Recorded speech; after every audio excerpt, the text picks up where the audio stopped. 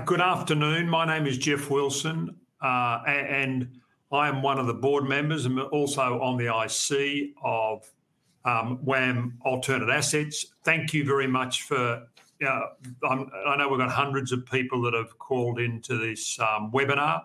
I mean, it is your company, so thank you for any ideas, feedback, and we're here to report on, as we always do on a 6-monthly basis, just how we've performed with your capital. In terms of the results, we'll go through the results in detail. We'll open up for a lot of questions. I'm really pleased that not only Dania, who's the portfolio manager, will be presenting and going through a lot of the details. We've got Sally Box, who's also on the investment committee and has a lot of experience in the unlisted space. Then we'll, after we've sort of gone through a little bit of the presentation, we'll open up for any questions you've got. And Bridget, from one of our senior corporate affairs people, will take your questions. And thank you already. A number of questions have been sent in, so thanks for that.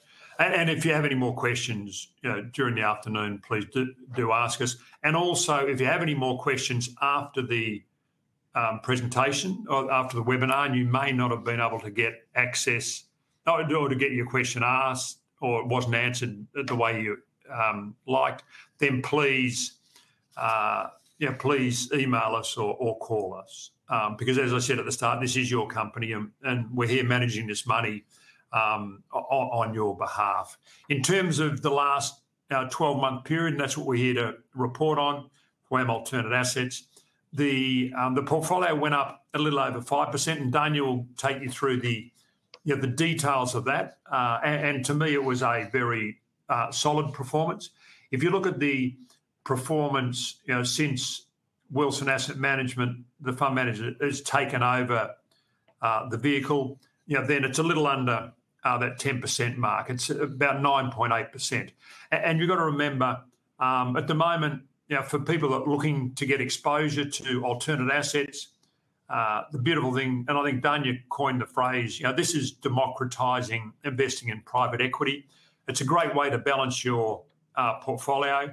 The reason why I was very excited when the opportunity turned up for us to start managing this pool of capital was, personally, I had very little exposure to alternative assets.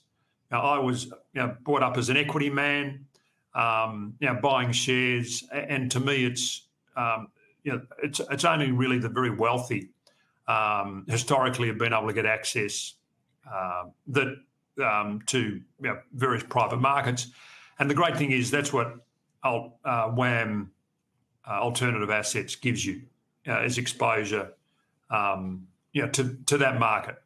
And it's just a very efficient way of doing that. And one of the great things at the moment, like when we took over the management of it was trading, the listed investment company was trading a little over a 40% discount. It has got as low a discount as about 7 at the moment. It's still, as I say, I'm excited when I can buy things at good value, and it's trading about a 13% discount. So, so to me, on a yield, on a very strong yield, a little over 5%, fully franked and grossed up a little over 7%. It's to me, it's a very good investment. In terms of the other parts about the result, I think Dania will take you through that in more detail.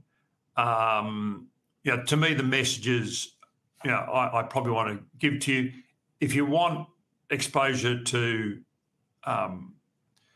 alternative assets, not purely equity, then WMA is a great way of getting that, and it's getting it at a discount to NTA. It will trade at NTA, if not a premium. Of our 8 listed investment companies, the WAM listed investment companies, I think 3 or 4 of them are trading at premiums at the moment. And those other ones that are trading at discounts tend to be newer ones, or there's some other dynamics at play. And from our perspective is, we're very confident that we'll get WMA trading at a premium. We're not 100% sure exactly when that'll be, but we're confident that it will trade at a premium.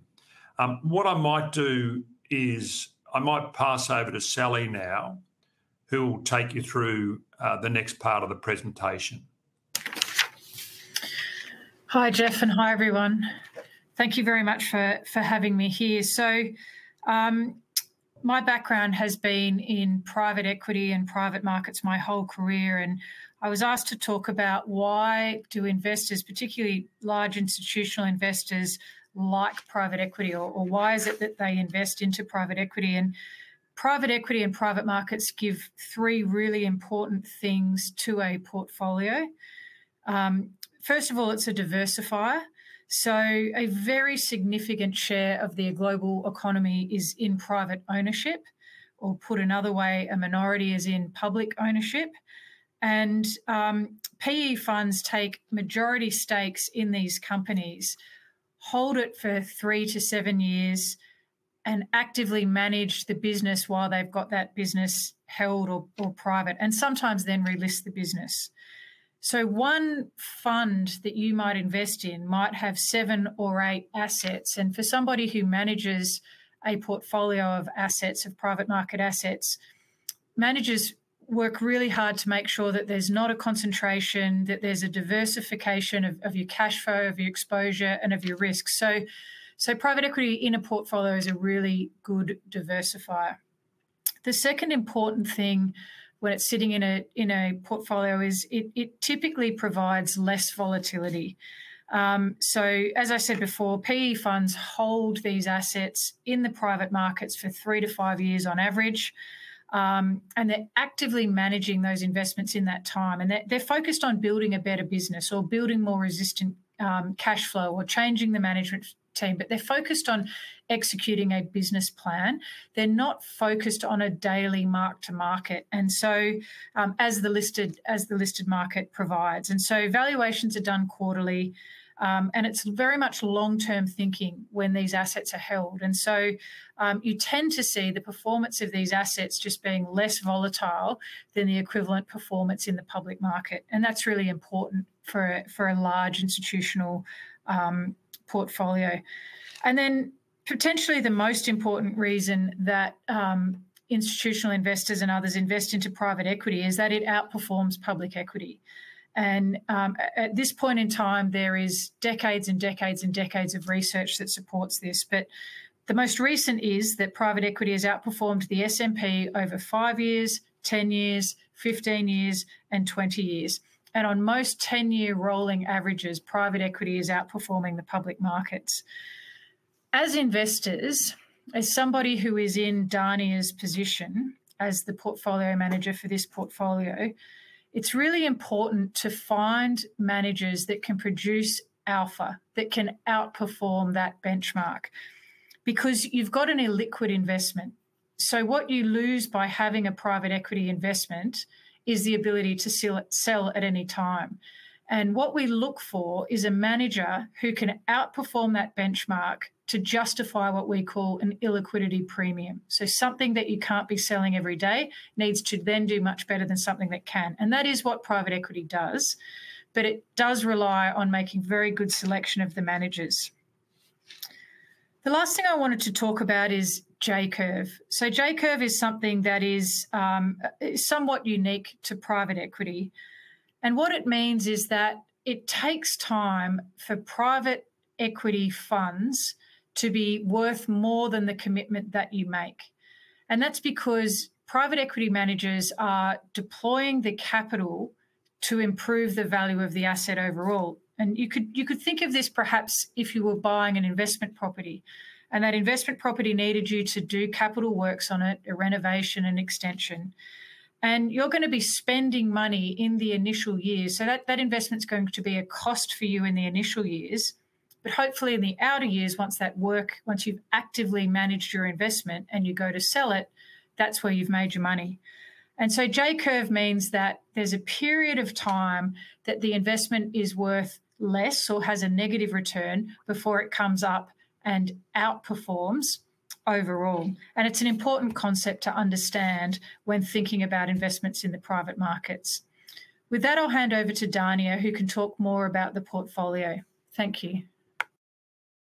Thank you very much, Sally. It's such a good link to my first slide. And, you know, we called this process, since we took over that portfolio, investment portfolio revitalization, because we were making so many changes. But what I wanted to talk through first, given how well Sally explained this concept of the J-curve effect, is to show you the live portfolio by showing some of the examples of those private equity investments in WMA portfolio, and how does it actually work in practice when we think about the J-curve effect. So I applied, this is only indicative, what you see on the slides, and I'm only using few examples out of the portfolio. But what I did, I applied a timeline since Wilson Asset Management took over the management of this portfolio. And I would call the first 2 years phase one, where we predominantly were focused on harvesting maturing investments. And hopefully you feel that you are up to date on those exits that we successfully completed, and some of them that we feel the results were very strong. You can see on the slides businesses such as Better Medical, Quality Foods, Climate Friendly, Shopper, and more recent exit, Birch & White, and I'll talk about this. What happens once those exits are realized and WMA portfolio receives the distribution? We use this available capital to invest in new opportunities. So you can see at the bottom of the chart examples of the new investments that we made over this period. The message that I want to leave with you today, that this part of WMA portfolio is a live part. It's going to continuously evolve and change once we invest and those investments mature, and then we harvest or realize the returns in those investments and we reinvest again. It's a business cycle of those businesses, and this part of the portfolio you will always see there will be continuous changes as we go. For now, and I had really good experience yesterday talking to some of our shareholders and receiving their additional questions and feedback. One of the most frequent ones was how many of the maturing or inherited investments we have left in this private equity part of the portfolio.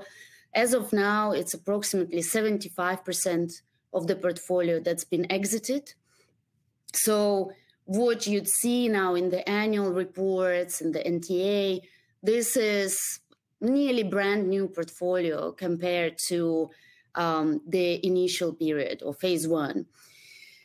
What happens then that as we go through this process, I would say per year we would look at about 100 of new opportunities, and we would only select 4 to 5 investments per year, with the goal then to exit 3 to 4 to 5 investments per year.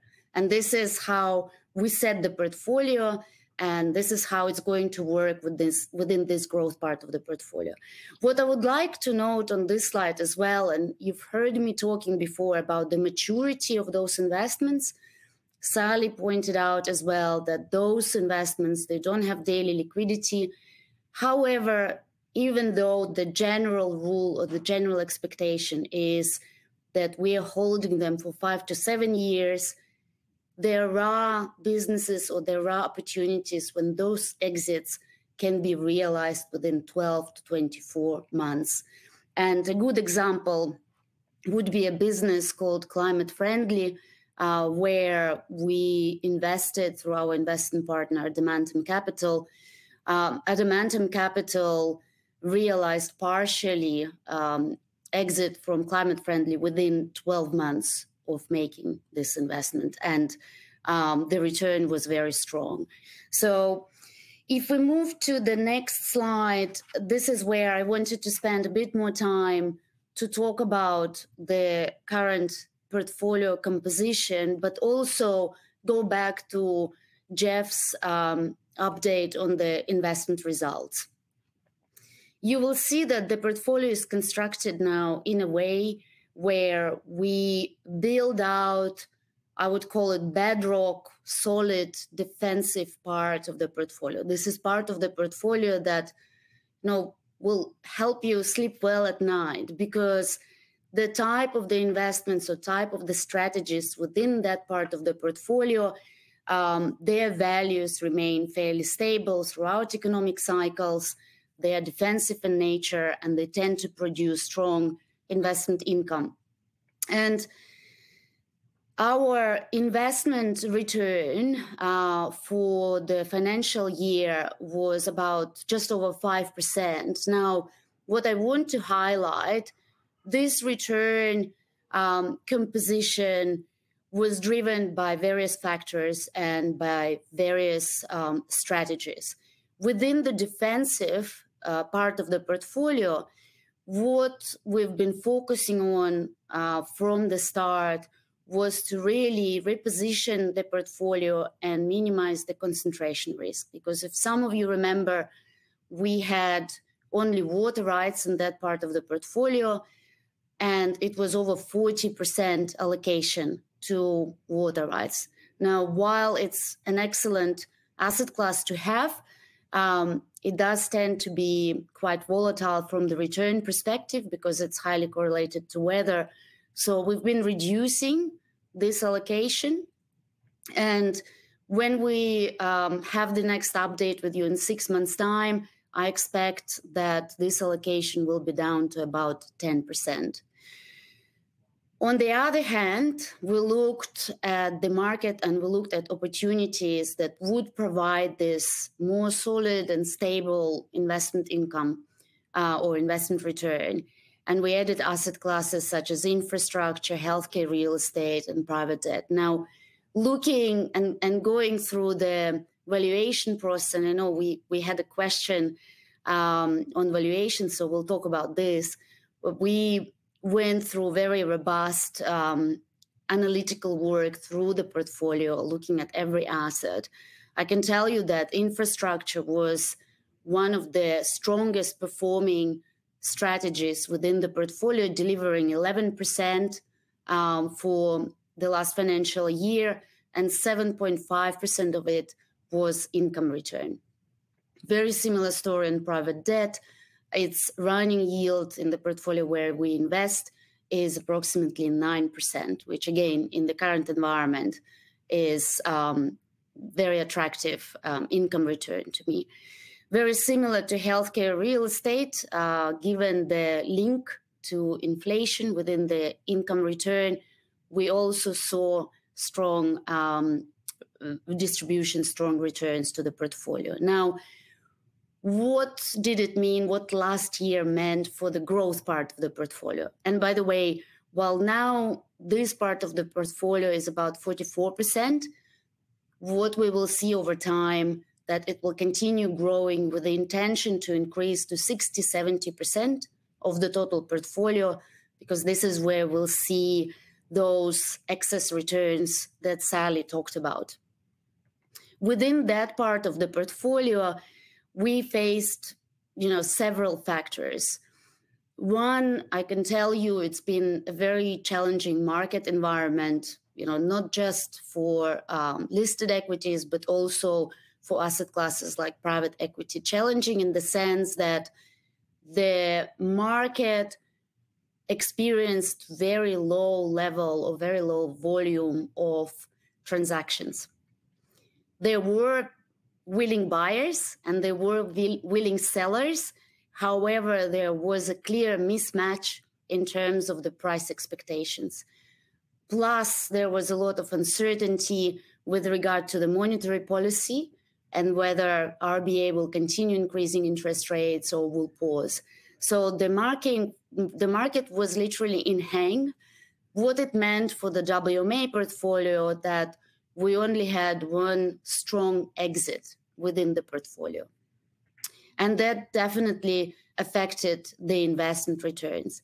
Having said that, going through the assessment of the values of the assets and businesses, I can see that currently within the portfolio, new private businesses where we have exposure, they are of good quality.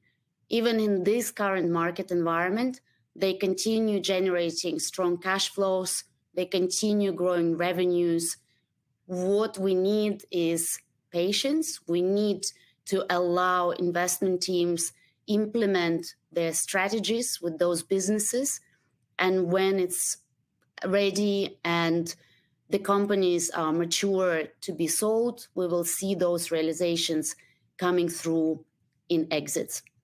And you also saw few announcements, and more recent one was Quantum IP deal within our NTA, which means we continued deploying capital. So you will see in the NTA report that the current cash level is just over 25%.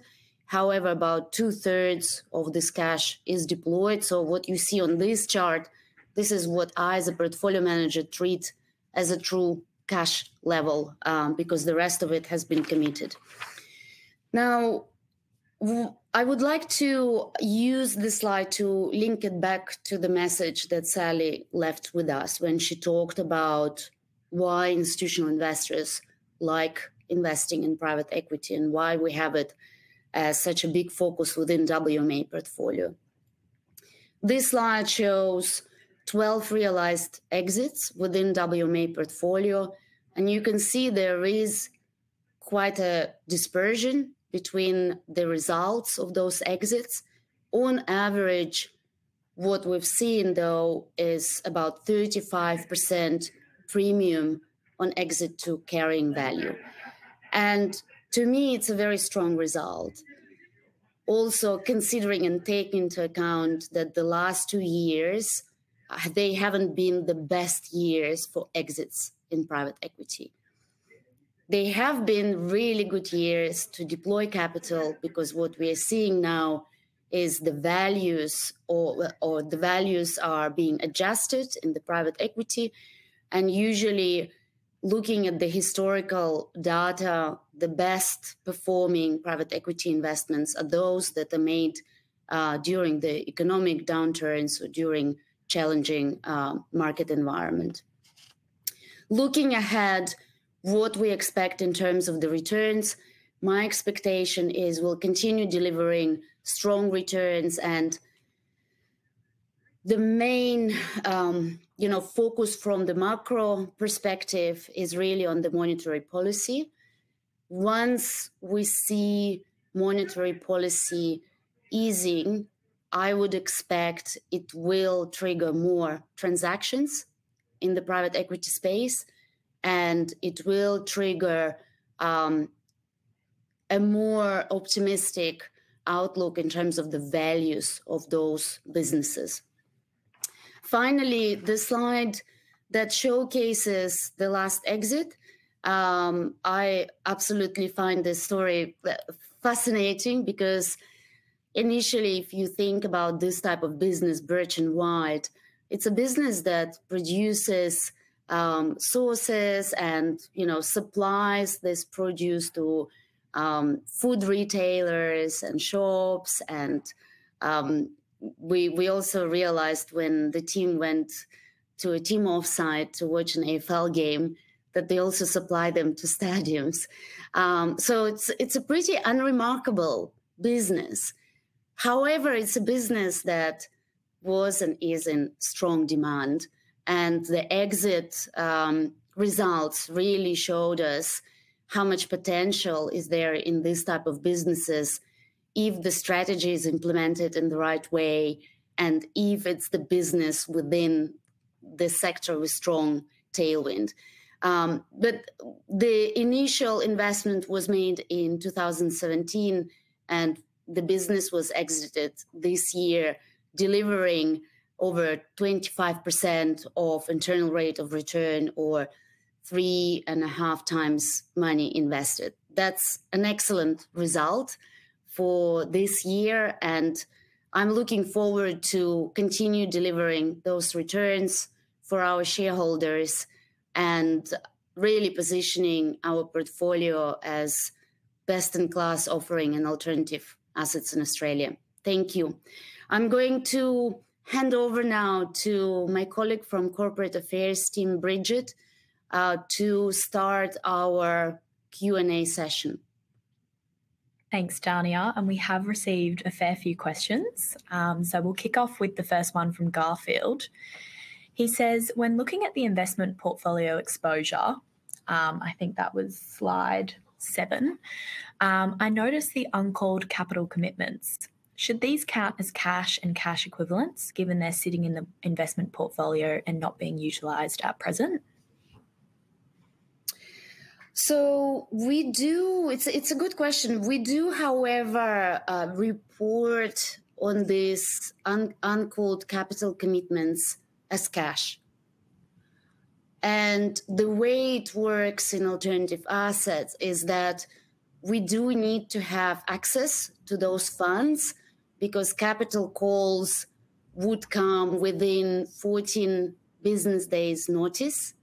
So it is very important to have access to those funds. We need to have them as, liquid or cash equivalent. So on this slide, I specifically used only 8% uncalled or uncommitted cash, just to show you how I think about the portfolio. However, in all the reports that you'd see on ASX or on our website, we do report it as the total cash level. Fantastic. And the next question is from Jill. She says, can you discuss the valuation process for the holdings in the portfolio? Yes, the very important one, very important question, and I would say one of the most interesting ones. I will try to stay focused, because there is a lot to discuss on that question. From WMA perspective, according to our valuation policy, we conduct valuation assessment on all 129 assets within the portfolio every 6 months. So we do it semi-annually, and then for the financial year results. What this process involves is going through independent valuation reports, going through the market reports, but also taking into account our regular updates on those assets and businesses, which we do on monthly or quarterly basis. Depending on the asset class, various valuation approaches would be used. So let's say if we talk about real estate, it would be mainly discounted cash flow. However, when we look at independent valuation reports, we would be also looking at comparable market transactions. We will be looking where the overall unlisted market stands in terms of the performance, etc. The valuations within real estate tend to be more frequent now. With regard to the specific investments in WMA, they are done on quarterly basis. The valuations in infrastructure, again, depending on the sector, they would be done using a slightly different approach. Still broadly what we see, KPM approach is the main one. And also we would look at factors such as discount rates, equity, risk premium, and we would look at interest rates as well. Within the specific portfolio where WMA invests, valuations are done independently, semi-annually, and then reviewed quarterly by investment teams. And then private equity, as Sally said, the usual practice is to review those valuations on the quarterly basis with independent valuations done annually. In other words, it's a very robust, well-governed, well-organized process the end result of our work is the report that goes to our auditors, and our auditors then report back to WMA board. I hope that answers the question. Absolutely. Thanks, Dania. The next question is from Simon. He says, you mentioned that you've reduced the investment portfolio's allocation to water rights. Do you have plans to reduce this further? Yes, I might have mentioned that when I was talking about the slide. So the plan is to reduce it to approximately 10 to 12%. We will see it at this level towards the end of January, February, early February next year. I would also note that part of the current allocation to water rights is linked to our investment in Strategic Australian Agriculture Fund, which is a portfolio that is now maturing, so gradually this allocation will also decrease. It will remain part of WMA portfolio. Water rights is a strong diversifier within the investment portfolio. But what we expect to see as well from next year on the back of the government announcement to start buybacks. In fact, the tenders have already started in September, so we will have a really good sense on the level of pricing that the government buys back the water rights. What I do expect to see next year is that the valuations of values of water rights will continue increasing. Thank you. Fantastic. Thank you, Dania. The next question we have is from Christopher. He said, are any of the WMA holdings geared? If so, what is the overall look-through gearing level? Thank you. So WMA portfolio itself is unleveraged, so there is no use of leverage. Underlying investments, depending on the asset class, they would use gearing. If we account for the current level of cash, it would be approximately at the portfolio level at about 30%. Fantastic. And the next question is from Sydney.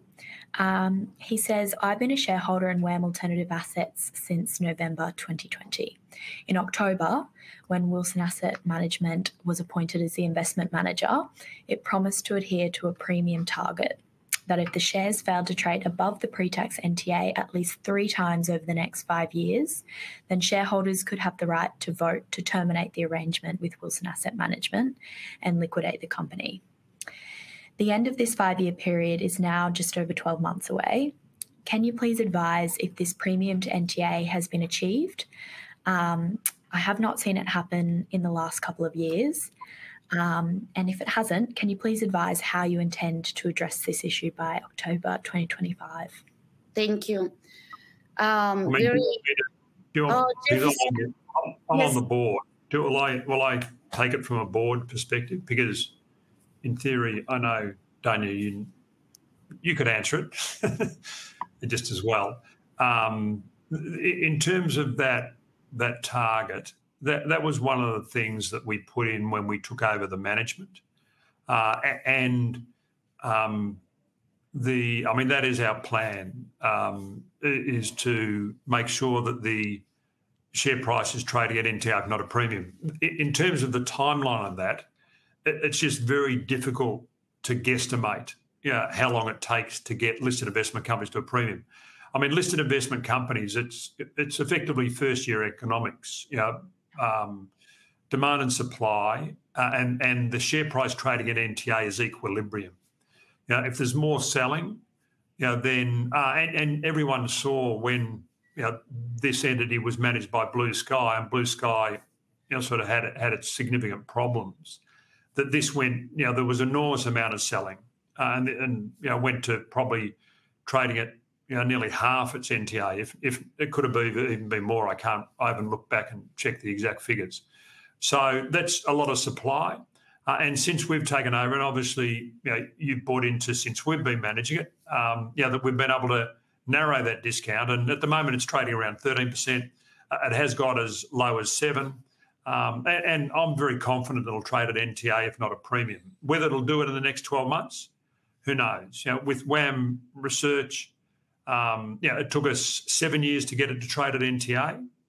It was a long journey for WAM Research. In the end, we were so successful in terms of reducing the supply with getting new shareholders that were very happy with what we're doing and we're excited with what we're doing, that it ended up going to a significant premium. And I think just a couple of years ago it was trading at something like a 50% premium, which was as crazy as WAM Alternatives, which was the old Blue Sky, trading at a 50% discount as well. Because the assets are the assets. And to me, we've seen this structure, trade at 10% premiums. Back in the old days, before the previous manager had their problems. So whatever we said we'd do, we will do. The interesting thing is we've already had some sort of quite sizable investors that Dania and her team have been communicating with are a little bit nervous of the fact that this vote is coming up in a year's time, broadly. And the reason they're a little bit nervous is because they want to invest in this vehicle because they want to invest in alternate assets, and they want exposure to it. So they said, look, people hate uncertainty. So that's a little bit of an uncertainty that may stop people from investing. Where from our perspective, the better thing is we go to the vote in a year's time. Shareholders decide what they want to do. All the shareholders I speak to are very excited about this opportunity. It's really the only way you can play it. A really good portfolio of alternate assets that's listed on the stock market. So to me, in the end, shareholders will decide. It's the premium target was in there to put to shareholders, and they'll decide. But pretty much nearly all the shareholders I've spoken to have said they would like it to continue. Thanks, Geoff. Sorry, Bridget. Sorry, apologies. I would like to add, Geoff, if I may.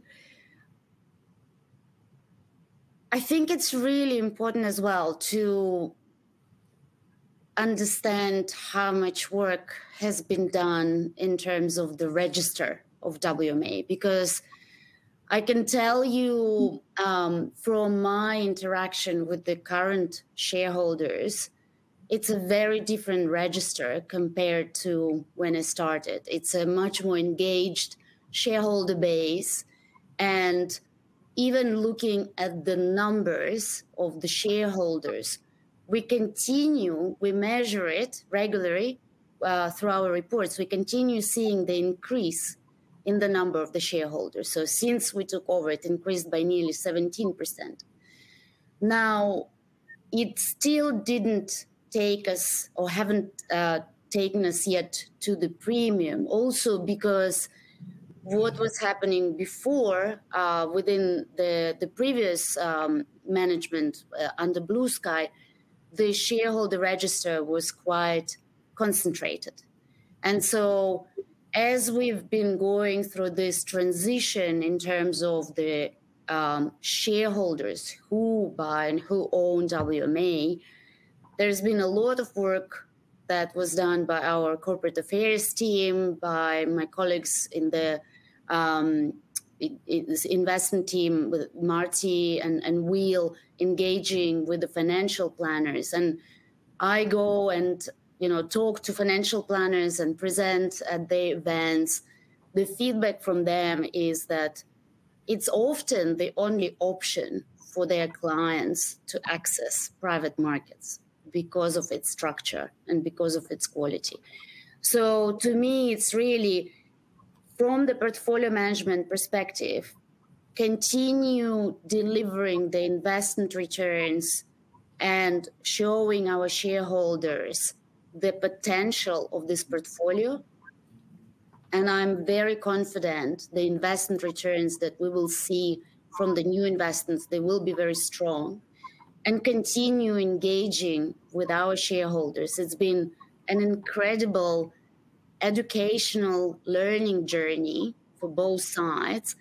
And, it just can't be done within 1 week or within 1 month, not even within a few years. I personally strongly believe in this. I know I'm biased being the portfolio manager, but I'm doing this job because I strongly believe in this portfolio, and I will continue doing my best to grow this portfolio. Thank you. Yeah, and Dania, just one thing you made a very good point there, is, what we're doing is we're tightening up the register, and you and your team have done a fantastic job in terms of communicating with shareholders. As you said, we've had the growth in shareholder numbers. Like normally, if we were trading close-ish to NTA and we had that type of growth in shareholders' numbers, then we'd be definitely trading at a premium. But I suppose you've started the handicap, you've started significantly behind because of the 40% discount.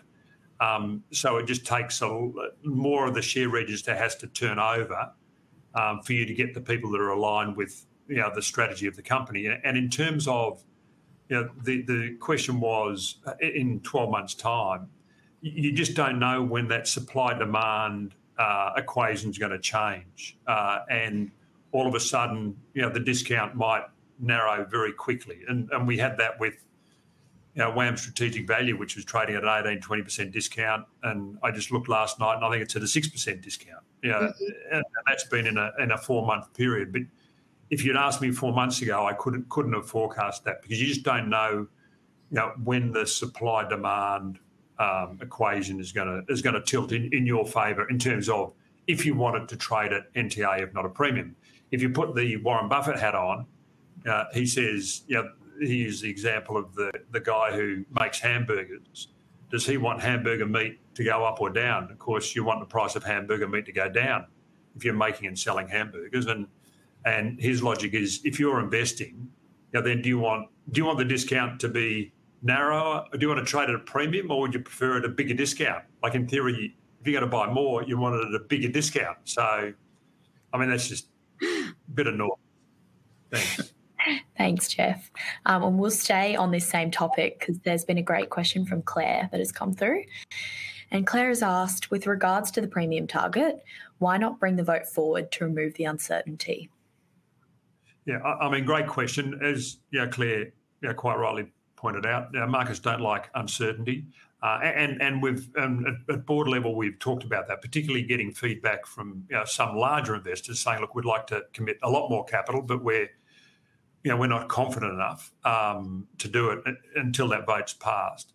And the risk is, from a manager's perspective, if we brought it forward, to me, it's sort of a no-win situation. People will say, look, why are you bringing it forward?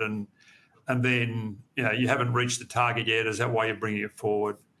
So what we decided, from the manager and from the board, in the end, independently, couldn't see the advantage of bringing it forward, because we'd hate anyone to think that it actually favoured the manager. So the conclusion was to leave the timetable as it is. And what we achieve, and then we'll go to the vote. Fantastic. If it's not trading at a premium. But who knows? Like it's still another 12 months. It could trade at a premium 3 times over this period. Great. The next question's from Robert, and Geoff, this is probably one for you. It's a board question. He says, has WMA considered renaming the company? I originally had the wrong idea on what alternative assets gave me exposure to. For example, I had assumed it was a green investment fund. Dania, could you please explain what green investments WAM Alternative Assets holds? And potentially, Geoff, you can comment on the board decision. Okay, so it's interesting you say that, because it is something that we do think about, whether it actually is the correct name for what we're doing. So it's a topic that's open. We haven't concluded on there, but it's a fair pickup and Dania, do you want to talk about? Yes. No, I had, you might remember, Geoff, at one of our roadshows, I had also one of our shareholders coming and saying, not necessarily everyone even liked the sound of the word alternative. And so I do find myself often unpacking what we include in that. The reality is it's a well-accepted term within the investment industry, and it's a very broad term. So very valid comment. In terms of the green investment, so in general, when this term is being used and applied to the portfolio, usually those are investments that either have some development component. So, for example, in infrastructure, when we say it's greenfield infrastructure, that means it's an infrastructure asset that requires significant development versus brownfield infrastructure, which is a mature existing. Very similar terms being used in real estate, but then also from the environmental perspective, this term is often used by investors to indicate that those strategies have a positive impact from the environmental, social, governance perspective. Thanks, Dania. We have two questions from Kate that have come through. She says, firstly, what does harvest of investment mean? And the second question from Kate is, does WAM Alternative Assets still hold property in the United States? Thank you. Thank you very much, Kate. Harvest, in very simple terms, means selling your holding, selling your equity stake in the business or in the asset and realizing the investment return. So you would hear me often referring to this as exit. I was using today harvesting, but what it means is basically selling the ownership or selling the stakes and realizing the returns. In terms of the exposure to the markets outside of Australia, our larger exposure was within the energy storage business called Asvolta in the US that was exited. And we had exposure to two large commercial real estate assets in New York, Manhattan. Both were exited. So currently, there is a low exposure to the US market through private equity businesses such as Origo, and another business such as Adventure. It's a tourism business which has some business acquisitions in the US. Thanks, Dania. The next question is from James. And Sally, potentially this could be a good one for you. Are alternatives short or long-term investments? And this is coming from an investor who's not currently a shareholder of WMA. Yeah, thanks very much, James. It's a really good question. Alternatives really are longer-term investments. And as we talked about earlier on, this strategy with these types of investments is while you're in the confines of the private market, so you're not reporting and you're not marking the value of your investment, you're doing something to it, fixing it, growing it, restructuring it. So generally speaking, it is a longer-term investment. We also spoke about the J curve, which means that initially when you invest in a private equity fund, that fund costs more money than it makes. And so you do need to be able to hold that investment with some patience to be able to see out the business plan or the strategy. Fantastic. Thank you. And we'll stay with you, Sally. This next question's from Tanya. You mentioned earlier about the financial year being a challenging environment for private markets. What is the correlation between alternatives and high inflation and, high interest rate environments? Yeah, so if we think about the portfolio, different parts of the portfolio are going to do different things in this environment. So infrastructure is often considered an inflation hedge, and that's because your cash flow is often linked to inflation. It's an inflation-linked cash flow. And in real estate, some but not all leases are linked to inflation, which means when your lease comes up for renewal, you'll either have a fixed increase or you'll have an inflation-linked increase. So generally speaking, for your infrastructure and your real estate, inflation is beneficial in terms of cash flow. Where it can be detrimental is that your cost of debt, if these assets are highly levered and your debt costs more, that can have an impact on the value of your investment as a whole. If we think about private equity, generally speaking, a high debt, high inflationary environment is challenging for private equity, really because it's challenging to exit out into the public market. And you tend to see that IPOs are fairly subdued. They've been subdued in Australia now for quite some time. But as Dania said earlier, you sometimes see an inflation, you sometimes see a valuation. So the value of some of these assets that you buy falls. And often in a portfolio, we talk about it as vintage years, challenging markets to invest into, and we're probably in those at the moment, often yield outperformance. So sometimes the irony is that the harder it is to invest, the better it is, the better the performance you will get. But of course, all circumstances are different. Great. Thank you, Sally. The next question's from Bill, and he's asked, he said previously WMA considered utilising distributions to paid-in capital, DPI, as a measure of performance. Would you please provide an update on this? Is it to Geoff or to me? Yeah, what's the question? The question is this historically being before where Wilson Asset Management was managing the potentially? Bill hasn't clarified. He just said WAM Alternative Assets considered using, DPI as a measure of performance. DPI. Distributions to paid-in capital. Yes, so I believe I know. I believe we talked. We had a call with the shareholder because I recognize this question.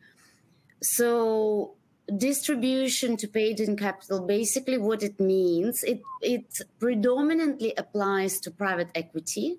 There are different measures of the investment performance that can be applied in private equity.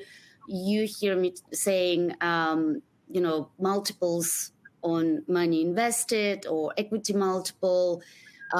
We can also use internal rate of return, which is more a time-weighted measure of the investment return. And then what's been happening over the last 18-24 months in the private equity market, that investors started looking at the measures such as DPI. What it means is that you as an investor measuring the success of your money invested, not only by the final number achieved, you're measuring the success by the amount of the distributions that you're receiving back as the exits are being realized.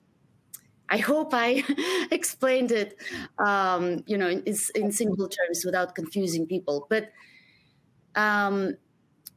when there are no exits or transaction volumes are going down, this is where investors start looking at in order to understand where the returns are or how their capital performs. We do look at this when we monitor our underlying private equity investments.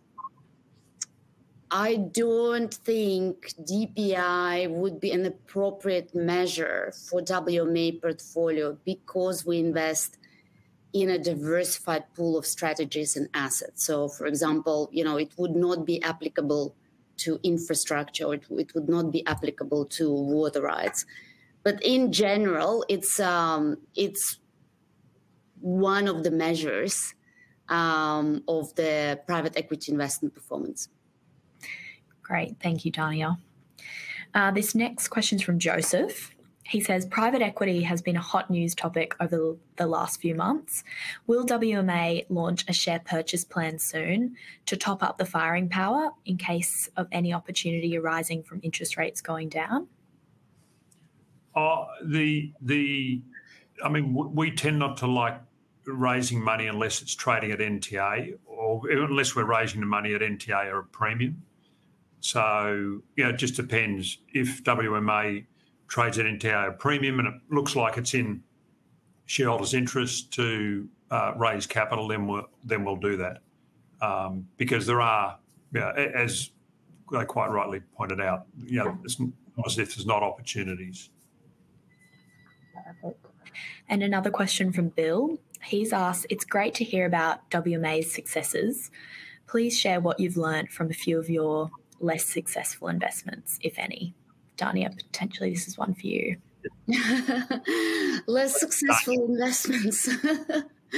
Look, the lessons learned every day.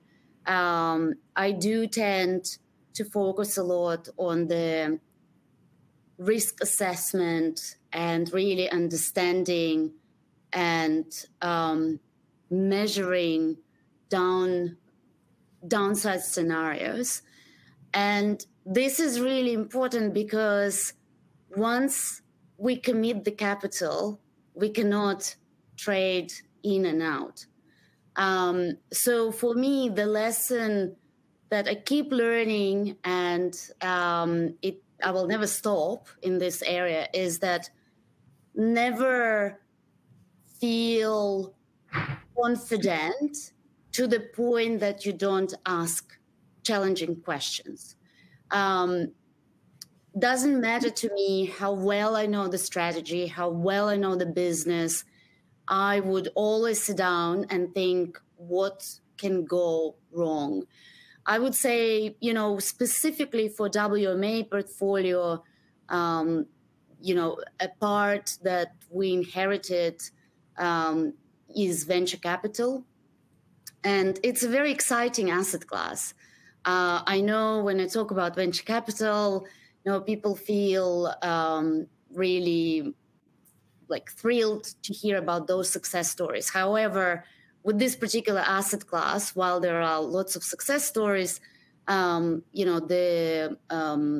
risks are also hard to measure, and the downside risks are significant. So for me, observing how the Australian market reacted to the news that the IPO window has been closed, and overall, monetary policy uncertainty, etc., that was really a good indication that despite the fact that it's an exciting area with potential to deliver very strong returns, I took a cautious view because I could not measure the risks. And, examples could be there are some incredible businesses that were founded in Australia. One of them, and you might have been reading about it, is called Canva, that was backed by venture capital investors.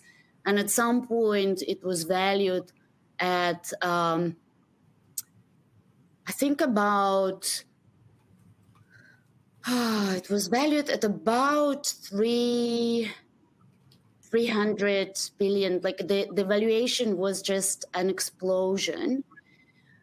And once the IPO window closed, the value declined nearly within a week by 70%.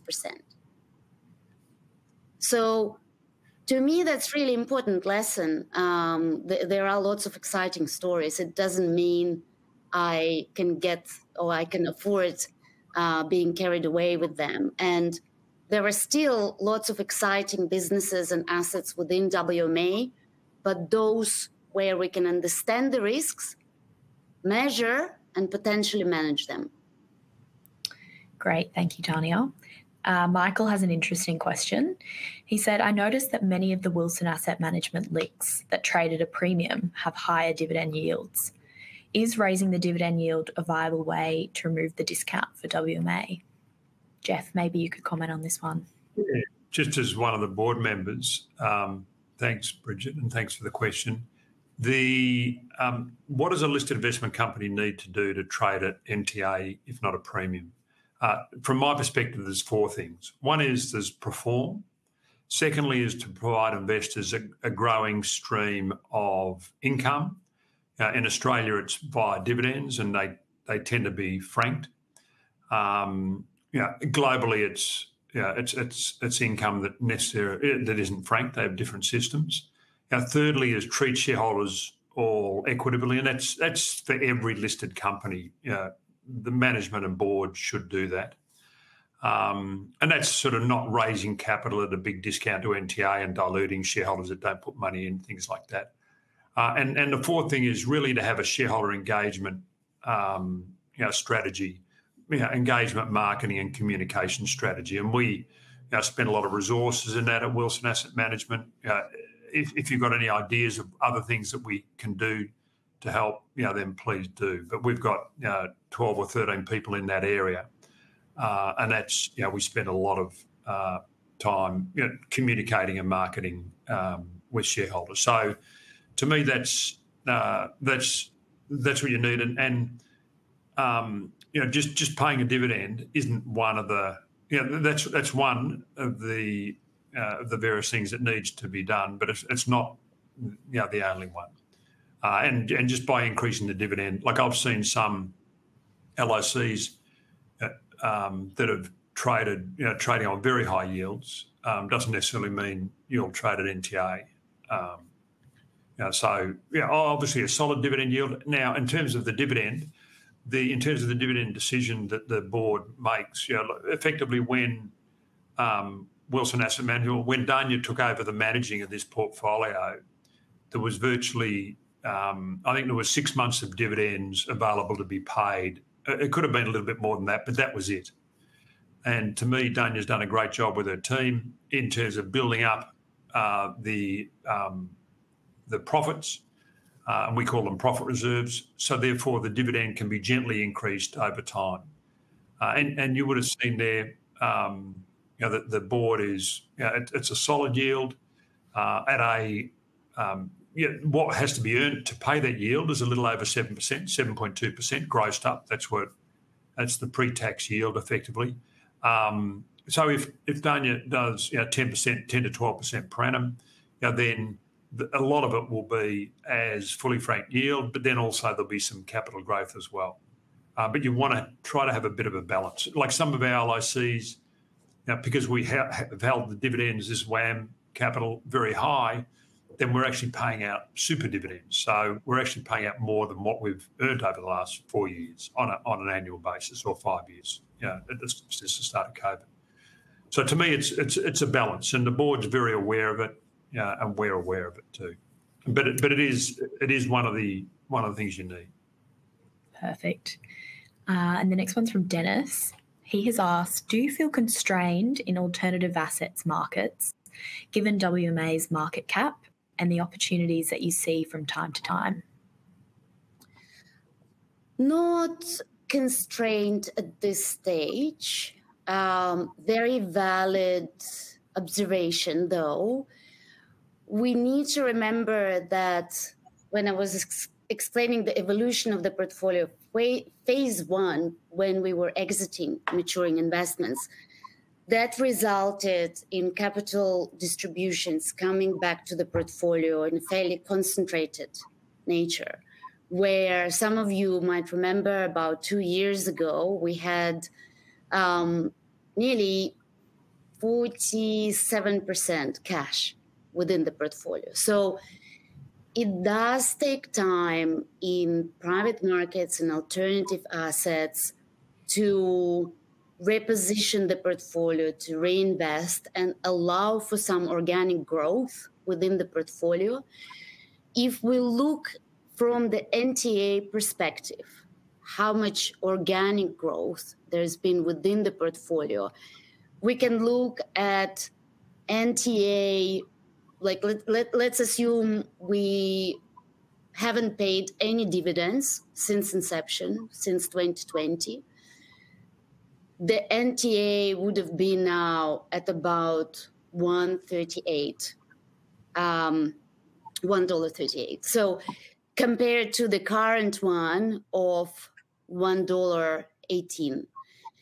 And that just shows to you that the portfolio has a great potential for the organic growth.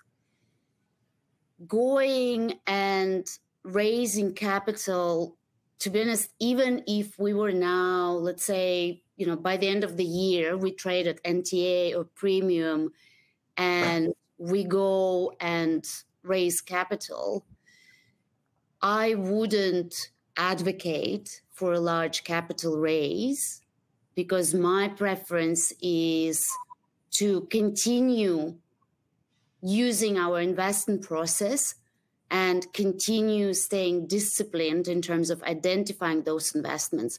What it means is that the more capital we raise, the longer it will take to deploy this capital. And my preference is to do it in a gradual manner, but focus more on the quality and focus more on the potential for the investment return.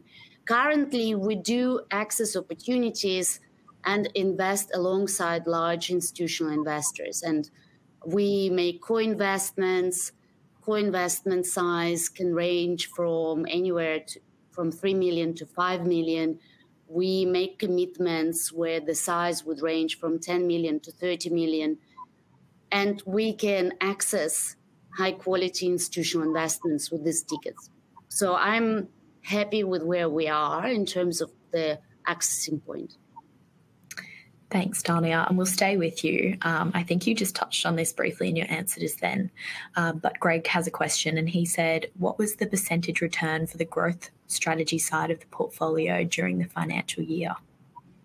So during the financial year, we would be looking predominantly from the realized exit perspective. We would be looking predominantly at the Birch & White exit that delivered over 3.5 times money invested. From the investment return perspective, and we need to remember, because we're also talking about the investment return that is realized and the investment return driven by income and driven by valuations, changing valuations. On the growth part of the portfolio, we were looking at 2.8% return. And on the income or defensive part of the portfolio, we're looking at 2.3% return, taking into account the current split of the portfolio. Fantastic. And we have a question on Birch & Waite from Bill. He said Birch & Waite has only been a partial exit for the investment portfolio. When do you expect a complete exit from Birch & Waite? So this is, again, this is quite common in some private equity investments.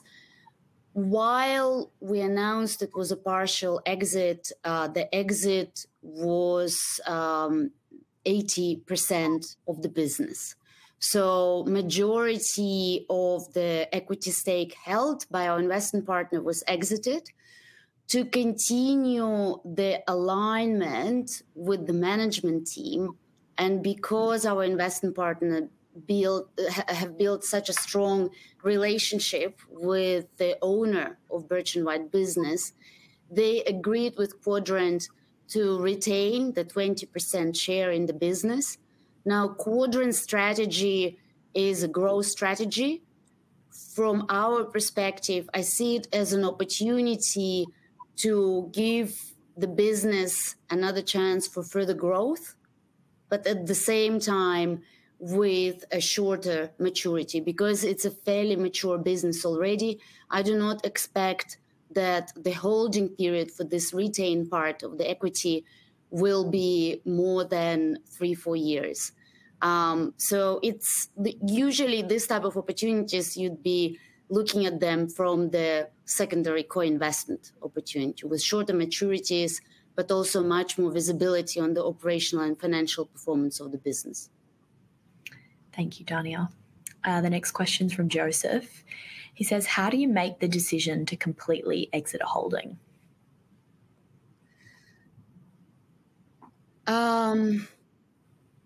Broad question, which probably will give you a broad answer. Broad because in reality, every exit is a unique situation, is unique transaction. And, few examples that we talked about today, partial exit of Climate Friendly, the majority equity stake sell in Birch and White. There were all different factors involved in that decision making. General rule is that once the investment is matured and there are interested buyers in this transaction, then the exit is fully realized.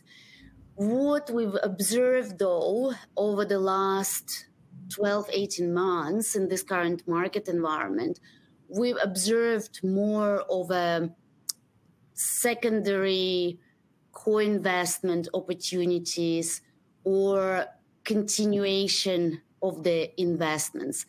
And this is in particular relevant for the businesses that have very strong cash flows, continue growing their revenues, and are fairly mature businesses where investors do not necessarily see the current market environment as the best time to exit, and they're willing to continue holding that business for another 12, 24 months. So they would either sell partially and continue holding the rest, or they make the decision to continue holding. In other words, look, there is no simple answer to this question because, again, every transaction would be very unique. Thank you, Dania. And we've just received a couple more questions on the premium target, so we might just go back to that briefly just to ensure everyone is across that. So one question from Dennis, who said, if there is no success addressing the discount to NTA, what can or will be done? And then Steve has also said, presumably the uncertainty of this premium target vote is a factor adding to the discount to NTA. Once the vote has passed, wouldn't the share price rise quickly and the discount to NTA likely fall or go into a premium? Okay, there's two different questions there. So, the second question is, okay, let's just do them one at a time, is after the vote, assuming the vote doesn't go through, then will the discount reduce?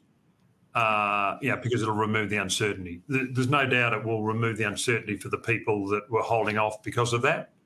And if that's the only factor, then you'd assume that the discount would reduce. If some people have bought it because they only want it to own it because they know there's going to be a vote and they hope the vote will be to liquidate the assets, which would be a timely, that would happen over time, then they would be selling. So to me, it really depends. Again, it's supply and demand. It depends which is the greater factor. Unfortunately, we don't have exact visibility to that. In terms of in a year's time after the vote, we can tell you because we can. You'll see how many people voted for and how many people voted against. So that's that one. And the first part of the question was what was that? The first one. If there is no success addressing the discount to NTA, what can or will be done? Yeah, what can or will be done? In theory, the addressing of the discount to NTA, which has already been addressed significantly, but just not, it hasn't been addressed to the extent, which means this vote doesn't occur. And who knows, that might happen over the next 12 months. We don't know. We have a quite a defined strategy in terms of our, the four things that I talked about required earlier. and we'll continue to do that. We'll continue. Dania and her team will continue to manage the money, but also with the Wilson Asset Management Group, we'll continue to engage with shareholders, marketing, et cetera, et cetera. And as we've already seen, the discount has narrowed sizably, and we think we'll eventually get to NTA. If it never trades at NTA, well, what's never? But you can do a buyback. Our experience is buybacks don't work. The interesting thing is, I talked about the example of WAM Research, which took us 7 years to get it traded at NTA. We actually did 3.5 buybacks. We bought back 35% of the company, and that's, I think, maybe one of the reasons why it actually took us longer to get to NTA, because the average investor in a listed investment company doesn't like companies doing buybacks. The investor in an operating business loves companies doing buybacks. What they think is, within an investment company, if you're doing buybacks, say the board announced a buyback today at a 13% discount, so then you're saying your board thinks that 13% discount means if you buy it at 87, it goes to $1. What's it, about a 14.5% return you get? So that then you as a board are saying, we don't think we can get better than a 14.5% return in the short to medium term, and a lot of investors see that as a backward negative step, because they're investing because they want the manager to get a return similar to the Dania was talking about the exit premiums 30%, that's positive returns. Everyone would love those. Absolutely. We'll pass to you now, Dania. A question from Phil. He says, I understand that WMA's investment in water rights has been significantly reduced due to climate uncertainties and government buybacks. Can you please talk about the decision to scale back your water rights investments when the valuations are expected to rise? Thank you. Very good question. So, first of all, the decision to reduce the exposure to water has been made more than 2 years ago. And we started reducing the water about 18 months ago. So it's not a new decision. When we started reducing the allocation to water rights, the valuations of water entitlements were at their historical highs. This financial year, I would say the first time in the history of the Australian water rights market, we saw capital values declining. We made the decision to reduce our allocation further. So this is what I was talking about, that we will reduce it to about 10 to 12%. What I expect will happen next year on the back of the government buybacks, we will start seeing valuations improving. And then you as a shareholder will see our allocation to water rights increasing on the back of those valuations improving. I hope it makes sense. So the decision was made not necessarily to try and time the market and time the valuations.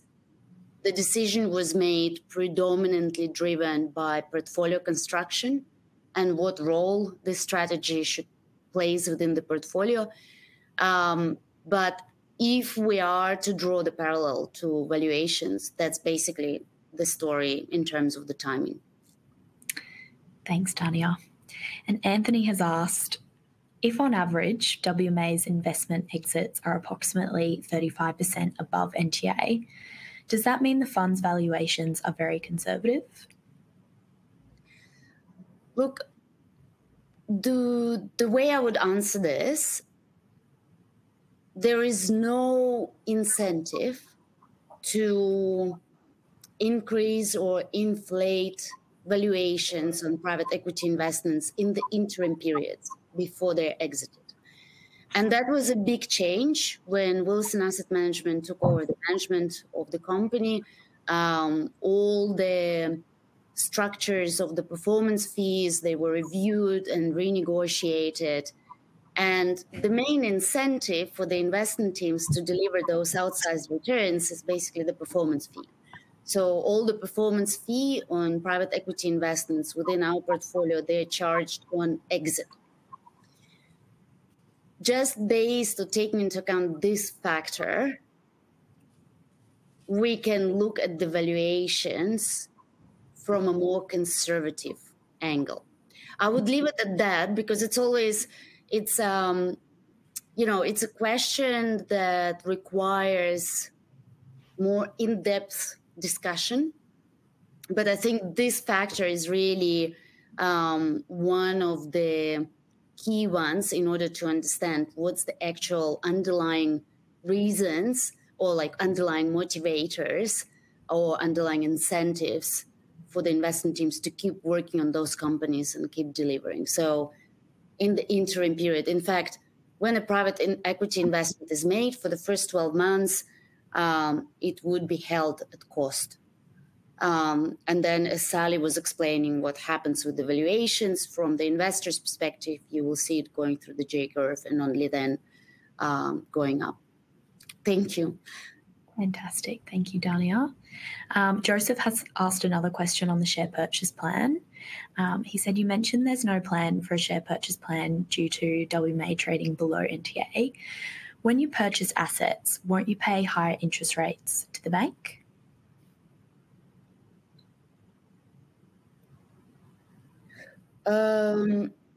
Would you like me to answer this, or if it is like share purchase plan? Yeah, what was the gist of it? You mentioned that there's no plan for a share purchase plan due to WMA trading below NTA. When you purchase assets, won't you pay higher interest rates to the bank? Well, we're not borrowing money, so we're not. Yeah, we're not borrowing money. Okay. That's the last question that's come through. So I'll pass back to you, Geoff, for any closing remarks. Stay down. Look, thank you very much, and thank you for all the shareholders for your engagement. As I mentioned earlier, we've got had a couple of hundred on the call. This is your company. If you have any thoughts or ideas, please feed them back to us. And any other questions, please do that as well. And thank you, Sally, very much for coming on as an IC member, and Dania and Bridget yourself. Thank you very much for running this smoothly as always. Thanks, guys. Thank you.